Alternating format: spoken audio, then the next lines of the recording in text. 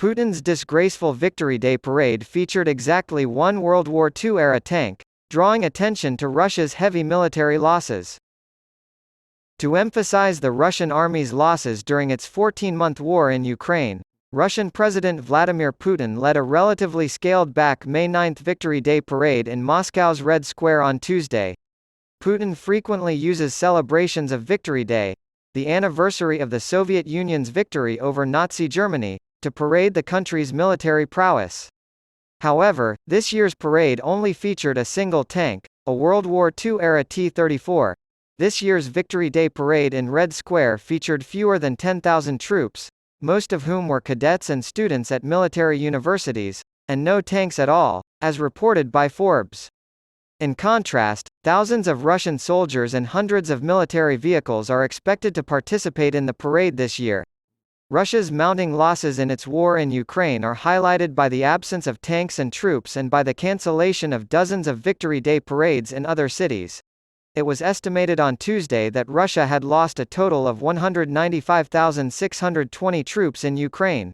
650 of those deaths occurred on Tuesday alone.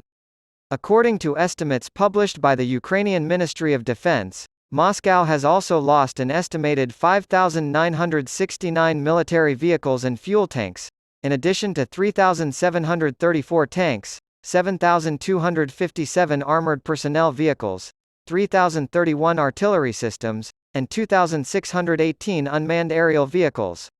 Not only did the annual Victory Day celebration bring to light the country's devastating war losses, but it also highlighted the country's isolation from Europe and the West, with only the presidents of Belarus, Tajikistan, and Turkmenistan in attendance. On the other hand, President Volodymyr Zelensky and President Ursula von der Leyen of the European Commission celebrated Europe Day in Ukraine on Tuesday.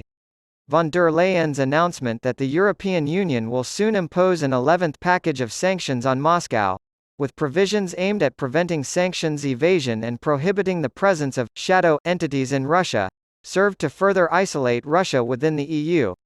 The UK's Department for Transport, DfT, has announced that longer lorries will soon be legalised, meaning that more cargo can be transported in a given amount of time. Despite concerns about potential harm to pedestrians, cyclists, and roadside infrastructure, this trend continues. Vehicles' extended blind spots and larger tail swings make them less maneuverable in tight spaces.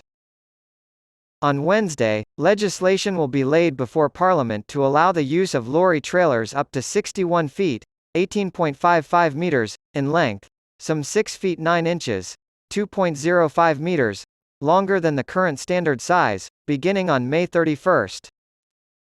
The DfT claims the new trucks will make the world of difference for companies like bakery chain Greggs because they can transport the same amount of goods in 8% fewer trips than existing trailers.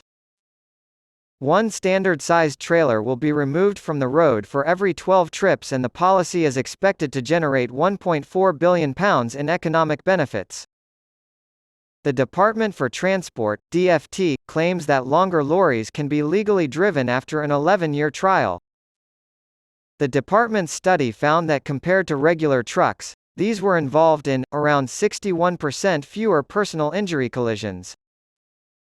58 people were hurt in accidents involving longer lorries between 2012 and 2020, according to a government-commissioned report published in July 2021.